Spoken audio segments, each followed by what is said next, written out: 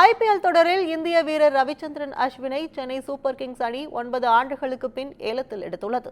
10 அணிகள் பங்கேற்கும் 18வது IPL cricket தொடர் அடுத்த ஆண்டு மார்ச் 14ஆம் தேதி தொடங்கி மே 25ஆம் தேதி வரை நடைபெறவுள்ளது.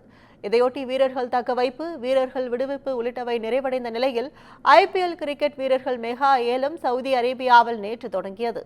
ஏலப்பட்டியலில் மொத்தம் 577 வீரர்கள் இடம்பெற்றுள்ளனர். இந்நிலையில் விறுவிறுப்பாக நடைபெற்ற ஏலத்தில் சென்னை சூப்பர் கிங்ஸ் அணி இந்திய வீரர் ரவிச்சந்திரன் அஸ்வினை 9.75 கோடி ரூபாய்க்கு ஏலத்தில் எடுத்தது. இவர் 2009 முதல் 2015ஆம் ஆண்டு வரை சென்னை அணியில் விளையாடினார். தற்போது 9 ஆண்டுகள் கழித்து மீண்டும் சென்னை அணிக்கு திரும்பியுள்ளார். ஆப்கானிஸ்தான் அணியின் சுழற்பந்து வீச்சாளர் நூர் அகமதுவை 10 கோடி ரூபாய்க்கும், தென்னாப்பிரிக்க வீரர் டேவான் கான்வேயை 6.25 கோடி ரூபாய்க்கும் ஏலத்தில் எடுத்துள்ளது. தொடர்ந்து இந்திய வீரர் கலீல் அகமதுவை 4.80 கோடி ரூபாய்க்கும், நியூசிலாந்து வீரர் ரச்சின் ரவீந்திராவை 4 கோடி ரூபாய்க்கும் வாங்கியுள்ளது.